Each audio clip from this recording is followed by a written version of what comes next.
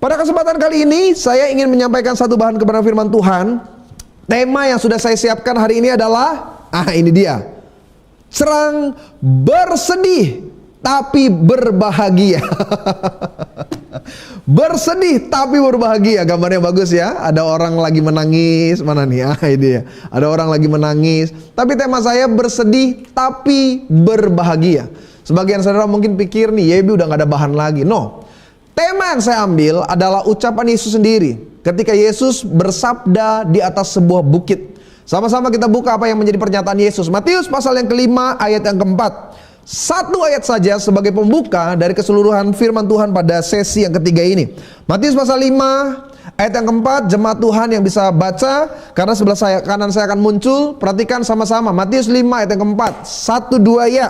Berbahagialah orang yang berduka cita, karena mereka akan dihibur. Sekali lagi, Yesus pernah berkata, berbahagialah orang yang berduka cita, karena mereka akan dihibur. Kalimat Yesus ini yang saya angkat menjadi tema bersedih tapi bahagia. Memasuki bulan Mei, Juni, Juli 2021, ini adalah bulan-bulan yang sering sekali di telinga kita mendengar tentang kabar duka, saudara. Ada begitu banyak orang hari-hari ini sedang mengalami duka, khususnya yang diakibatkan oleh C19. Kemarin, hari Sabtu, saya mendengar minimal ada 4 orang yang saya kenal ya. Yang saya kenal itu harus menghembuskan nafas terakhir. Karena itu buat keluarga yang ditinggalkan, Bapak Ibu yang hari ini bertepatan juga menyaksikan live streaming ini, saya mewakili gereja GBHMJ menyampaikan duka yang sebesar-besarnya. Kami turut berbelasungkawa untuk kehilangan yang sedang dialami, karena beberapa jemaat yang saya kenal, beberapa rekan-rekan pengerja, bukan dari GBHMJ tentunya, ada beberapa rekan pengerja dari beberapa tempat pelayanan yang saya kenal. Kemarin saya dapat kabar menghembuskan nafas terakhir akibat C19. Beberapa jemaat dari Bogor, tadinya mereka minta tolong sama saya, Pak bisa nggak? Tapi ternyata harus mengikuti prokes dari COVID. Jadi dikuburkan tanpa ada prosesi ibadah. Dan itu cukup berat bagi keluarga yang sedang mengalami. Karena itu saya mau katakan, hari-hari ini kita banyak dengar kabar duka, saudara. Duka orang-orang hari-hari ini bukan cuma masalah C19, tapi juga efek samping dari C19. Beberapa sedang berduka karena keuangan omsetnya sedang turun. Beberapa berduka karena bisnis usahanya harus mengalami kemunduran. Beberapa hari ini sedang berduka karena harus isolasi mandiri. Hari ini lagi berduka karena ternyata dia nggak sangka, mungkin pendeta ternyata saya positif. Kan beberapa orang nggak bisa langsung menerima. Beberapa orang itu ketika mendengar kabar atau mengetahui hasil medis bahwa dia positif, itu pukulan yang berat. Karena mungkin aktivitas harus berhenti, kegiatan hari-harinya yang biasa dia lakukan, mungkin sebagai seorang ibu, sebagai seorang suami, sebagai seorang anak, semuanya berhenti dan harus melakukan isolasi mandiri. Itu pukulan yang cukup berat. Saudara, dengar nggak testimoni-testimoni orang yang harus isolasi mandiri? Buat yang punya uang, mungkin nggak terlalu berat. Karena makanan masih bisa dijamin kualitasnya, masih ada support dari keluarga. Tapi beberapa mereka yang merantau, mereka yang bahkan nggak punya dana seperti orang pada umumnya, dan harus melakukan isolasi mandiri, itu pukulan berat. Jadi ada banyak orang hari-hari ini sedang berduka. Ada orang berduka karena nggak ada oksigen, nggak kebagian. Bukan cuma dia nggak bisa dapat oksigen, tabungnya juga dia nggak punya. Ada beberapa dari antara jemaat Tuhan saya mendengar kabar duka bahwa mereka harus menjadi korban karena di PHK. Sebagian hari ini kehilangan pekerjaan. Ada juga yang lagi berduka karena uang makin menipis, pendapatan berkurang, jadi dari saving mereka terus pakai, mereka raup, dan hari ini mereka mulai menghitung beberapa bulan ke depan bagaimana. Mereka lagi berduka. Ada juga yang berduka nggak bisa bayar hutang, ya kan? Ya, beberapa jemaat sampai tadi saya mau naik mimbar masih ada yang minta doa. Pak, doain saya nggak bisa bayar hutang. Jangan takut, Tuhan buka jalan. Yang amin itu yang berhutang.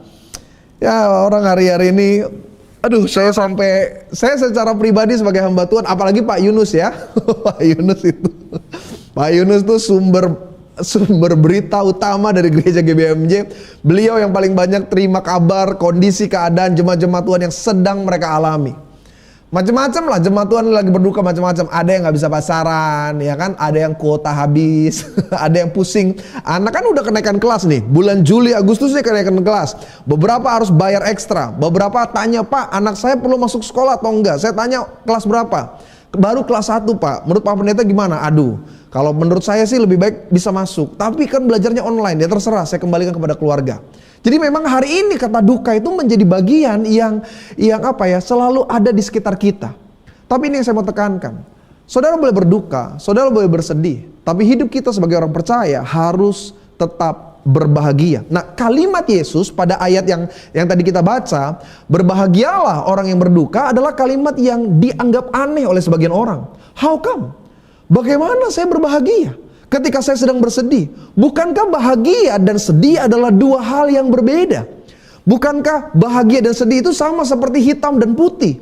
Tidak sama dan tidak bisa disatukan. Tapi kenapa Yesus katakan berbahagialah orang yang sedang berduka cita? Salah satu hal yang menarik dari ucapan Yesus itu yang terus terjadi dalam kekristenan hari-hari ini. Kristen adalah satu-satunya agama, bukan satu-satunya agama ya, salah satu agama yang paling sering bernyanyi dalam segala hal.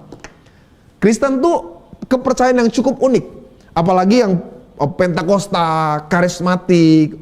Kita ini kepercayaan yang nyanyi dalam setiap keadaan dan kesempatan. Dari kelahiran sampai kematian kita nyanyi.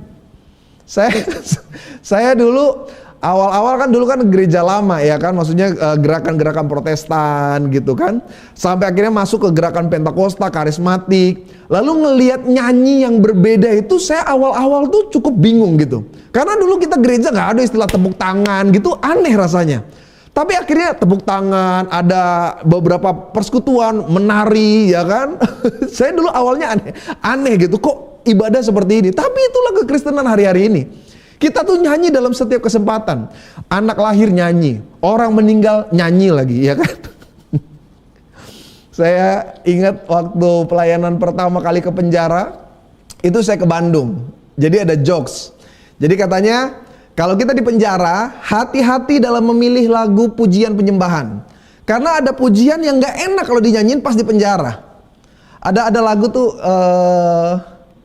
ku mau tetap di sini dalam hadiratmu.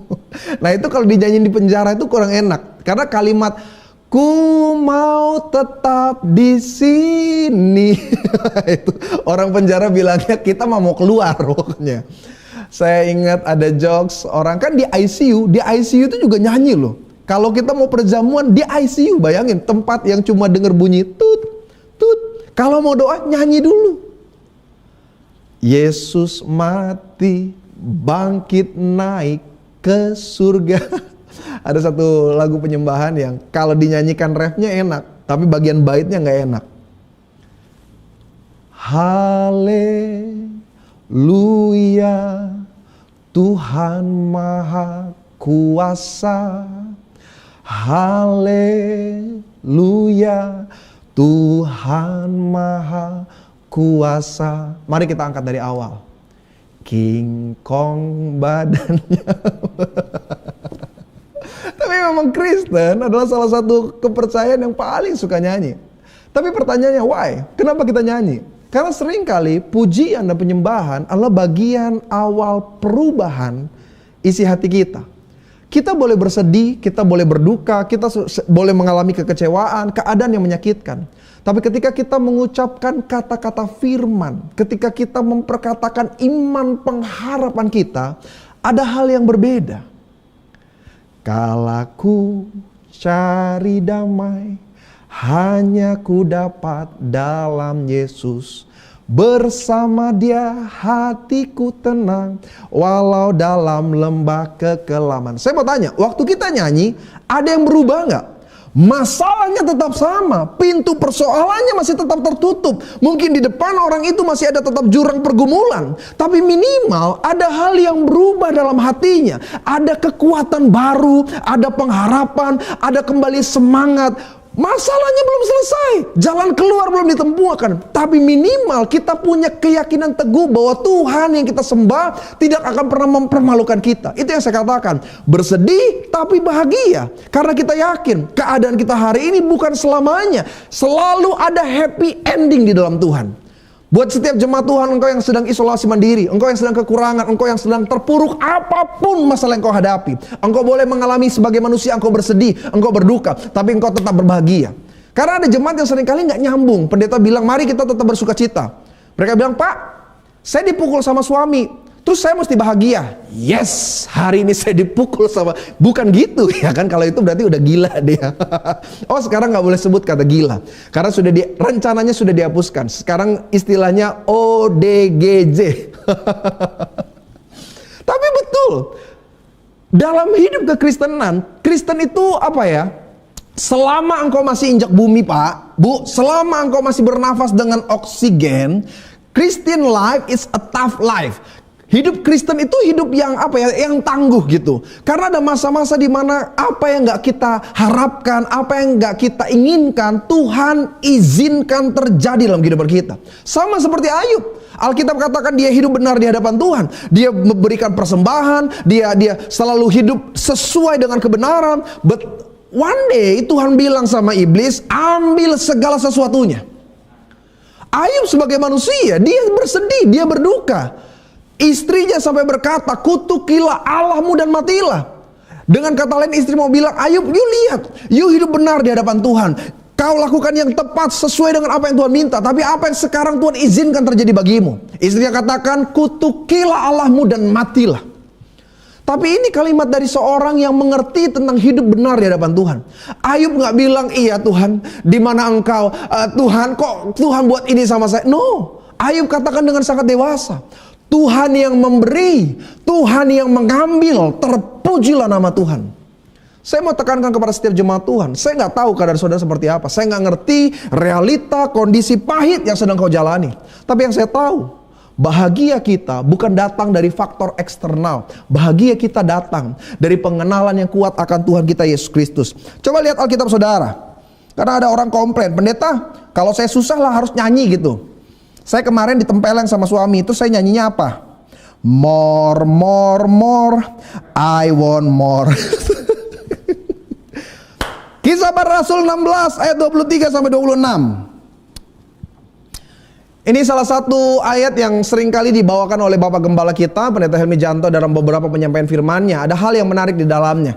Perhatikan ayat yang ke-23. Setelah mereka berkali-kali, perhatikan, Alkitab gak bilang cuma sekali, Alkitab gak bilang cuma 2 kali, Alkitab katakan berkali-kali didera, mereka dilempar ke dalam penjara. Kepala penjara diperintahkan untuk menjaga mereka dengan sungguh-sungguh. Ayat 24. Sesuai dengan perintah itu, kepala penjara memasukkan mereka, perhatikan ya kalimat yang akan kita baca ini, dikatakan gini, mereka ke ruang penjara paling tengah dan membelenggu kaki mereka dengan pasung yang kuat. Pada zaman pemerintahan kekaisaran Romawi, istilah penjara paling tengah adalah tempat yang paling menakutkan. Why? Karena di sanalah tempat eksekusi, tempat di mana Algojo mengeksekusi para tahanan, tempat di mana Algojo bereksperimen mencari cara terbaik untuk menyiksa seseorang. Can you imagine apa yang dialami, dibayangkan atau dicium? Aroma di dalam tengah penjara itu, darah, bau busuk, ketakutan dan kengerian. Orang berteriak sakit, orang berteriak tolong, orang berteriak lebih baik saya mati. Kenapa? Karena tempat penyiksaan. Karena itulah ayat 25, ini yang luar biasa. Tetapi kira-kira tengah malam, apa yang di Alkitab katakan? Paulus dan Silas berdoa. No, bukan cuma berdoa. Apa yang mereka lakukan? Menyanyikan puji-pujian kepada Allah, dan orang-orang hukuman lain mendengarkan mereka. Dan ketika mereka mengubah dari bersedih menjadi berbahagia, ayat 26, perhatikan, akan tetapi terjadilah gempa bumi yang hebat sehingga sendi-sendi penjara itu goyah, dan seketika itu juga terbukalah semua pintu dan terlepaslah belenggu mereka semua. Ada kekuatan dalam pujian, ada kekuatan dalam nyanyian, ada kekuatan di mana engkau belum lihat masalahmu selesai, belum lihat tantangan pergumulan yang kau hadapi ada jalan keluar, tapi minimal hati kita mengalami perubahan.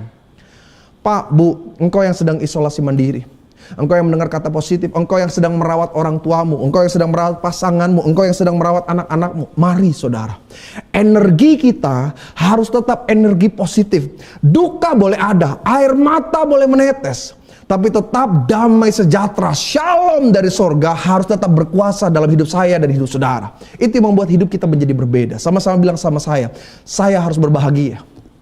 Ku berbahagia, yakin teguh, Yesus abadi kepunyaanku. Iya, orang bahagia tuh bukan karena masalah tantangannya selesai. Orang bahagia karena dia tahu pengharapannya di dalam Tuhan tidak pernah sia-sia. Haleluya. Makanya jemaat Tuhan yang terkasih, hidup yang sedang kita jalani hari ini, engkau harus tetap kuat melangkah, tetap kuat berharap. Beberapa jemaat yang menghubungi Pak Yunus, menghubungi tim SOS, menghubungi saya secara pribadi, mereka adalah orang-orang yang hari ini sedang berjuang. Pak, Bu, mari, jangan putus asa, jangan hilang harapan, tetap yakin bahwa keadaanmu hari ini bukan akhir segala-galanya. Yang lagi kekurangan uang, yang lagi kena PHK, yang hari ini keadaannya sedang bosan, aduh Pak, saya di rumah terus gak bisa ngapa-ngapain. Saudara yang sedang isolasi mandiri, saudara yang sedang kehilangan. Ada satu lagu zaman dulu yang saya suka. Sabar dalam sukar susahmu, sabar, Tuhan ada sertamu, sabar, sabar, Tuhan beri kuat padamu. Suami istri yang sedang ribut, hari ini lihat pasanganmu dan bilang sama suami atau istrimu, sabar. Awas jangan jadi berantem ya. Saudara yang sedang isolasi mandiri, katakan sabar. Iya, tunggu aja. Pak, ini udah 1 minggu, sabar, masih ada 1 minggu berikutnya.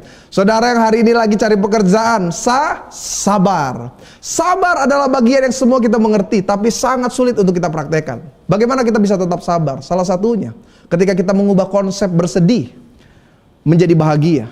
Engkau bisa lebih kuat, bisa lebih tough, bisa lebih sabar. Karena kita yakin rancangan Tuhan tetap yang terbaik bagi setiap kita. Ada satu hal yang menarik. Kenapa saya katakan Christian life is a tough life? Kenapa saya katakan hidup Kristen adalah hidup yang tangguh, hidup yang berjuang, hidup yang tetap melangkah. Perhatikan kalimat Yesus, Matius pasal 10 ayat yang ke-18. Matius pasal 10 ayat 18, perhatikan ayat ini. Ini kalimat ucapan Tuhan Yesus sendiri. Apa katanya? 1, 2 ya. Barang siapa tidak memikul salibnya dan mengikut aku, ia tidak layak bagiku. Yesus yang bilang, kalau engkau nggak mau hidup dengan tantangan persoalan, kalau engkau nggak mau memikul salib, maka engkau nggak layak bagi Tuhan. Bukan karena Tuhan suka penderitaan, bukan karena Tuhan suka melihat kita mengalami kesusahan. No, sesungguhnya tantangan, kesulitan, bahkan salib yang kita pikul adalah bagian pendewasaan kita. Saudara coba lihat lebih rinci lagi. Dikatakan dalam Kolose pasal 3 5 sampai 10. Kolose pasal 3 5 sampai dengan 10. Saudara bisa lihat dan perhatikan. Ini yang dikatakan dengan judul perikop manusia baru. Kenapa saya katakan Christian life is a tough life? Karena itu matikanlah. Alkitab nggak bilang kurangi sedikit-sedikit. Alkitab nggak bilang ya udah separuhnya aja. Alkitab bilang matikanlah dalam dirimu segala sesuatu yang duniawi, yaitu percabulan, kenajisan, hawa nafsu, nafsu jahat dan juga keserakahan yang sama dengan penyembahan berhala. Semuanya itu mendatangkan murka Allah atas orang-orang durhaka. Dahulu kamu juga melakukan hal-hal itu ketika kamu hidup di dalamnya. Tetapi sekarang, apa katanya? Tetapi sekarang pada masa pandemi seperti ini, tetapi sekarang pada masa PPKM seperti ini, Alkitab bilang apa? Buanglah semua itu. Apa yang harus dibuang? Marah, apalagi geram, apalagi kejahatan, apalagi fitnah, apalagi kata-kata kotor yang keluar dari mulutmu. Ayat yang ke-9, jangan lagi kamu mendustai, karena kamu telah menanggalkan manusia lama serta kelakuannya. Ayat 10, jemaat Tuhan keluarga besar GBHMJ 1-2 ya apa? Dan telah mengenakan manusia baru yang terus menerus diperbaharui untuk memperoleh pengetahuan yang benar menurut gambar kaliknya. Ada orang pernah bilang begini, kalau jadi Pak Gembala, kalau jadi seorang pendeta Helmi Janto mah enak pendeta. Ya Pak Helmi kan udah sukses, punya usaha besar, pendapatannya juga nilainya luar biasa, hidupnya ya pasti bahagia. Saudara pikir orang diberkati gak punya masalah? Saudara pikir orang yang sukses mereka nggak punya pergumulan dalam hidupnya? Kalau kita bisa dengar nih apa yang dialami oleh Bapak Gembala, mungkin kita akan bilang gini, gila ya, sampai sebegitunya. Saya mau tanya sama jemaat Tuhan, mana lebih sakit? Kehilangan uang 500.000 atau 500 juta? Mana lebih sakit? Mana lebih sakit kehilangan uang 1 miliar sama uang 10 miliar? Mana lebih sakit? Ya kan? Karena jatuh dari lantai 1 rasanya lebih mending daripada jatuh dari lantai 10. Jadi kalau saudara lihat orang sukses, orang berhasil, orang diberkati, masalah yang dihadapi juga jauh lebih besar. Tapi kenapa tetap bisa kita lihat bahagia di wajah Pak Gembala? Kenapa tetap ada sukacita, selalu ada spirit untuk diimpartasikan kepada jemaat Tuhan ketika beliau sedang berkhotbah? Jawabannya sederhana. Karena hidup sebagai orang Kristen, apapun realita yang kita hadapi, kita mengubah rasa sedih kita menjadi sebuah kebahagiaan. Karena Yesus ada dalam hidup saya dan hidup saudara. Itu alasan dasarnya. Karena kita tahu Tuhan tidak pernah mempermalukan orang yang berharap padanya. Saya ngerti keadaan Bapak Ibu hari ini sedang tertekan. Saya paham beberapa Bapak Ibu seringkali sebagai manusia kayak kita ini putus asa. Saya nggak tahu lagi pendeta, bagaimana saya harus melangkah. Tapi ini yang saya katakan, Daud ucapkan, melewati bayang lembah gelap, aku tidak takut sebab tongkatmu dan gadamu itu yang menuntun aku. Saya mau katakan Tuhan yang sama, yang menyertai Daud menuju kemenangan dari setiap kesakitan, keterpurukan, lembah kekelaman. Tuhan yang sama juga yang menyertai hidup saya dan hidup setiap saudara. Makanya jemaat-jemaat Tuhan yang hari ini dalam tanda petik lagi menderita, lagi susah, lagi mengalami persoalan pergumulan, 1 Petrus pasal 4 12 13. 1 Petrus pasal 4 ayat 12 13. Saya ingin setiap jemaat Tuhan 2 ayat ini dibaca. Ini salah satu ayat penting supaya saudara bisa mengubah rasa sedihmu, rasa dukamu menjadi rasa bahagia. Perhatikan 1 Petrus pasal 4 ayat 12 dikatakan, saudara-saudara yang kekasih, janganlah kamu heran. Perhatikan, jangan bingung lagi, jangan lagi tanya kenapa ya saya ada bergumulan. Alkitab bilang jangan kamu heran akan nyala api siksa yang datang kepadamu sebagai ujian, seolah-olah ada sesuatu yang luar biasa terjadi atasmu. Perhatikan ya, Alkitab udah sampaikan ribuan tahun yang lalu, seolah-olah ada hal yang luar biasa terjadi atasmu.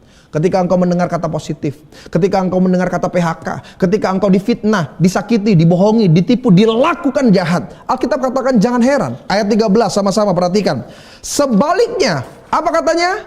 Bersukacitalah sesuai dengan bagian yang kamu dapat dalam penderitaan Kristus, supaya kamu juga boleh apa katanya? Bergembira. Alkitab nggak bilang engkau yang sedang mengalami penderitaan Kristus, engkau berduka, engkau bersedih. No, Alkitab katakan engkau bergembira dan bersukacita pada waktu ia menyatakan kemuliaannya. Apa yang mempengaruhi rasa bahagia saudara? Apa yang mempengaruhi rasa bahagia saudara? Saudara bahagia waktu lagi ngapain? Berdoa. Udah gak usah pura-pura lu gak ketemu pendeta aja masih bohong. Apa yang membuat saudara merasa bahagia? Membaca firman. Udah gak usah belaga rohani lah ya kan. Jujur-jujur apa aja. Apa yang bikin saudara bahagia? Nomor 1, survei di dunia mengatakan orang bahagia ketika dia punya duit, hepeng, doi, doku, apalagi money, itu orang bahagia. Pokoknya kalau dia dapat gaji, dia dapat berkat dalam bentuk keuangan, itu biasanya faktor paling utama orang merasa bahagia. Orang suka cita. Orang kalau ke gereja, makanya perhatiin, orang kalau awal bulan datang ke gereja, itu nyanyi lagu apapun suka cita. Ya kan? Karena duit masih banyak, ya kan? Sungai sukacitamu mengalir dalamku. Yes. Ya, tapi nanti kalau udah tanggal bulan minggu ketiga, apalagi minggu keempat, lebih repot lagi kalau 1 bulan minggunya 5, ya kan? Aduh, orang Batak bilang tuh mate maho lah. Tapi orang Kristen harus tetap bersukacita. Apalagi yang biasanya bikin kita bahagia? Kalau saya baca survei yang bikin orang bahagia biasanya traveling, jalan-jalan. Ya kan, orang bisa liburan, orang tuh bahagia. Hal-hal seperti itu, orang naik pesawat untuk liburan, orang bahagia. Apalagi yang bisa bikin kita bahagia biasanya? Dalam hidup, dalam karir, orang dapat promosi itu bahagia. Orang menang tender, proyeknya jebol, dia naik gaji, naik pangkat, orang bahagia. Survei yang terakhir berkata, apa yang membuat orang bahagia? Belanja. Belanja tuh bahagia. Bener Pak, Bu, belanja tuh bahagia. Coba lihat akun Shopee saudara. Coba lihat keranjang yang ada di akun Shopee saudara, ya kan? Atau yang di keranjang akun Tokopedia saudara. Itu pasti, kalau ibu-ibu khususnya ada tuh banyak. Nggak dibeli-beli, pokoknya udah dimasukin keranjang aja. Kapan beli? Tunggu Tuhan Yesus datang yang kedua kali. Yang penting udah masuk di keranjang dia. Karena memang ada kebahagiaan dalam belanja. Tapi ada fenomena yang kelima. Kebahagiaan ketika kita dengar kata paket. Orang senang loh dengar kata paket. Walaupun isinya nggak terlalu menyenangkan, tapi kalau dengar kata paket orang suka cita. Tapi yang saya mau katakan sederhana. Apa yang membuat manusia bahagia selalu berasal dari faktor eksternal. Artinya ketika kita nggak punya uang, kita akan jadi bersedih, saudara. Ketika kita nggak bisa jalan-jalan, seperti pandemi ini 1 tahun lebih, kita nggak bisa kemana-mana, tempat wisata, tempat makan, kita hari ini harus waspada. Orang jadi bersedih. Apalagi yang bikin orang jadi bersedih, ya sederhana, kebalikannya tadi, tidak dapat promosi, tendernya nggak jebol, dia nggak menang tender, dia nggak naik pangkat, dia nggak naik gaji, bahkan mungkin di PHK, orang jadi bersedih. Ketika orang nggak bisa belanja, cuma lihat orang jadi sukses, orang belanja, orang menikmati hidup, kita nggak bisa menikmati, orang jadi sedih. Itu semua datangnya dari apa? Faktor eksternal. Nah, Yesus ajar hal yang berbeda. Sukacita kita, kebahagiaan kita datangnya dari Roh Kudus. Ketika Roh Kudus menyatakan damai sejahtera, ketika Roh Kudus menyatakan shalom dalam hidup kita, sedang terkapar ke engkau, sedang menangis ke engkau, sedang kekurangan ke engkau, kita tetap bisa berkata, Tuhan terima kasih, anugerah kebaikanmu menyertai kehidupanku. Itu yang namanya orang Kristen. Saya mau katakan kepada setiap jemaat Tuhan, Pak, Bu, tetap berbahagia. Duka cita adalah lawan kata dari kebahagiaan. Duka cita itu bahkan seringkali nggak mudah untuk digantikan menjadi bahagia. Saudara lagi kehilangan orang yang dikasihi. Saudara lagi kehilangan keluarga, pasangan, anak, orang tua. Nggak mudah diubah menjadi sukacita tuh nggak mudah. Makanya ada ibadah-ibadah istilah penghiburan. Supaya apa? Mengubah hati, rasa kehilangan, rasa kesedihan, kekecewaan, kepahitan diganti menjadi apa? Sebuah sukacita, damai sejahtera. Kalau kita sedang ditipu, dicurangi, kita sedang disakiti, kita sulit untuk merasakan bahagia. Tapi ini yang saya mau ajak setiap jemaat Tuhan, sama-sama kita melangkah untuk menjadi lebih dewasa. Karena duka cita kita adalah awal dari pertolongan Tuhan yang luar biasa. Duka cita kita adalah awal dari mujizat. Duka cita kita adalah awal di mana engkau melihat tangan Tuhan turun, menolong, memberkati, memulihkan, menyembuhkan, mengangkat kita ke atas kemenangan yang Tuhan sudah sediakan. Ada satu nabi, sebelum saya akhiri, waktu saya nggak banyak saudara. Ada satu nabi yang saya ingin setiap jemaat Tuhan ingat. Ada satu nabi yang memiliki keadaan hidup yang sebenarnya penuh dengan duka ya. Namanya Habakuk. Sama-sama jemaat Tuhan yang di rumah sebut Habakuk. Nama Nabi Habakuk bukanlah nabi yang populer yang suka dibawakan dalam setiap khotbah. Bahkan kitab Habakuk bukanlah kitab yang juga populer yang sering dibuka atau dibacakan oleh banyak hamba Tuhan. Tapi sebenarnya Habakuk adalah penggambaran dari tema yang sedang saya katakan, yaitu bersedih tapi bahagia. Kenapa? Karena Habakuk adalah seorang nabi yang lahir pada masa Israel mengalami keadaan yang sangat-sangat buruk. Alkitab katakan Israel pada waktu itu sedang dihukum Tuhan ketika nabi ini lahir. Israel sedang dijajah oleh Mesir. Setelah itu dijajah lagi oleh Asyur. Baru ketika Nabi Habakuk sudah lebih dewasa, Alkitab katakan dia sedang mengalami serbuan penindasan dari orang-orang Kasdim. Dan yang paling menyakitkan, pada waktu Habakuk sedang melayani Tuhan, kondisi Israel sedang ditawan oleh negara Babel, oleh Nebukadnezar. Dan setelah lepas dari tawanan, yang menyakitkan lagi buat Habakuk, Israel dipimpin oleh seorang raja yang jahat di mata Tuhan. Seorang raja yang tidak hidup dalam kebenaran, namanya Yoakim. Karena itu musibah, murka Tuhan, amarah Tuhan terus terjadi bagi Israel. Dan kalau saudara baca dalam kitab Habakuk, Habakuk itu selalu mempertanyakan, kenapa Tuhan? Kenapa hal ini terjadi? Kenapa penjarahan, penindasan, kekalahan perang, penawanan dari negara-negara yang tidak mengenal Allah terjadi bagi bangsamu? Habakuk bahkan bertanya di pasal-pasal yang pertama, bukankah engkau yang membuat banyak mujizat? Engkau yang membebaskan umat Israel keluar dari Mesir? Bukankah engkau yang membuat laut terbelah menjadi dua? Habakuk dalam suratnya mengatakan, bukankah Allah menyatakan banyak mujizat kepada umatnya di masa-masa sebelumnya? Tapi kenapa ketika dia lahir, ketika dia besar, dia melihat hal yang sebaliknya? Habakuk sebenarnya secara pribadi, dia mulai mempertanyakan, apakah benar Tuhan menyertai bangsa ini? Apakah benar Tuhan menolong, menuntun, bahkan menyelamatkan bangsa ini? Habakuk sedang bersedih. Habakuk sedang mengalami pergumulan dalam hidupnya. Makanya Habakuk sering juga disebut sebagai nabi bingung. Karena dia terus bertanya, why God? Kenapa ini yang terus terjadi? Mungkin kita sama seperti Habakuk. Hari ini kita sedang banyak mempertanyakan. Kita tanya, kalau Tuhan menyertai bangsa Indonesia, kenapa pandemi yang kedua terjadi seperti ini? Kalau Tuhan menyertai umatnya, kenapa ada banyak orang sakit, sekarat, bahkan meninggal? Kalau Tuhan memberkati bangsa ini, kenapa Tuhan gak pulihkan corona dari bangsa ini? Kita seringkali sama seperti Habakuk. Kita mempertanyakan why God. Tapi yang membedakan kita dengan Habakuk, kita hidup larut dalam kekecewaan, dalam kesedihan, dalam duka kita. Tapi beda dengan Habakuk. Habakuk mengubah rasa sedihnya menjadi sebuah kebahagiaan. Apa buktinya? Dia mulai kitab Habakuk dengan banyak pertanyaan. Dia bergumul dengan apa yang dia alami dalam kehidupannya.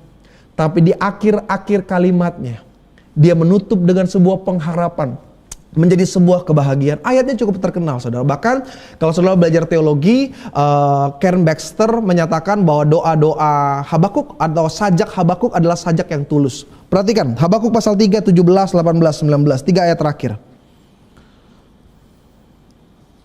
Habakuk pasal 3, 17, 18, 19. Yang sedang susah, yang sedang bergumul, yang sedang berduka, yang sedang kehilangan. Saudara yang sedang mengalami masa-masa berat dalam hidup saudara, baca ayat ini. Ini kalimat Habakuk yang mengubah rasa sedihnya menjadi sebuah kebahagiaan. Dikatakan, sekalipun pohon ara tidak berbunga, pohon anggur tidak berbuah, hasil pohon zaitun mengecewakan, bahkan sekalipun ladang-ladang tidak menghasilkan bahan makanan, kambing, domba terhalau dari kurungan, dan tidak ada lembu sapi dalam kandang, sama-sama jemaat Tuhan keluarga besar GBHMJ. Namun aku akan bersorak-sorak di dalam Tuhan. Apalagi beria-ria di dalam Allah yang menyelamatkan aku. Allah Tuhanku itulah kekuatanku. Ia membuat kakiku seperti rusa. Ia membiarkan aku berjejak di bukit-bukitku. Habakuk mengalami masa yang sukar dalam kehidupannya. Tapi dia tetap bersorak-sorai, mengubah rasa sedihnya menjadi sebuah kebahagiaan. Dan saya mau ajak setiap jemaat Tuhan, dimanapun saudara menyaksikan live streaming ini, percayalah bahwa keadaanmu hari ini bukan akhir segalanya. Ada masa di mana Tuhan akan memulihkan. Tuhan hapus air mata saya dan saudara. Tuhan isi setiap kekuranganmu dengan kelimpahan. Dan Alkitab katakan, semuanya Tuhan nyatakan indah pada waktunya. Saya mau ajak setiap jemaat Tuhan kita akhiri. Ada satu lagi yang saya suka. Yang bisa nyanyikan. Sungguh ku percaya tiada yang mustahil, mujizat masih ada dalam hidupku. Sembuhkan sakitku, pulihkan jiwaku, mujizat masih ada bagiku. Yang sedang mengalami pergumulan, yang sedang bersedih, yang sedang bersusah.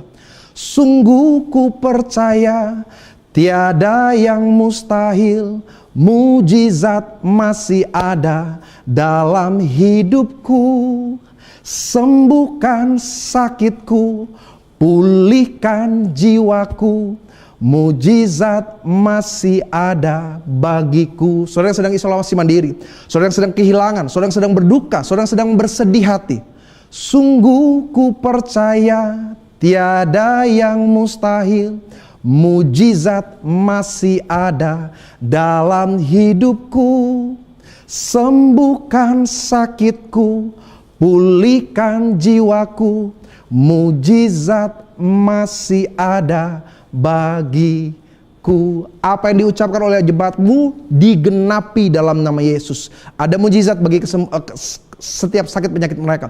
Ada mujizat bagi perekonomian mereka. Ada mujizat bagi keluarga mereka. Ada mujizat dalam setiap pergumulan hidup mereka. Hamba berdoa, Tuhan, biarlah firman yang kami dengar hari ini menjadi rema, menjadi kekuatan, menjadi pengharapan yang baru. Kami ubah kesedihan kami menjadi sebuah kebahagiaan. Seperti firman-Mu ketika Engkau bersabda di Bukit Bahagia, berbahagialah orang yang berduka, karena kami akan melihat janji Tuhan tergenapi. Kami akan melihat pertolongan Tuhan menjadi nyata. Kami akan mengalami masa-masa yang luar biasa. Tuhan nyatakan indah pada waktunya. Hamba arahkan tangan kepada kamera, berkati sertai siapapun yang menyaksikan streaming ini, diberikan pembaharuan dalam hidup mereka. Duka mereka diganti menjadi suka, sedihan mereka diganti menjadi kebahagiaan yang datangnya dari Roh Kudus itu sendiri. Di dalam nama Bapa, Putra, Kudus kami bersyukur, biarlah firman ini berakar, bertumbuh, berbuah, menjadi berkat dalam kehidupan kami. Di dalam nama Tuhan Yesus Kristus bersama keluarga besar GBHMJ kita katakan amin, haleluya.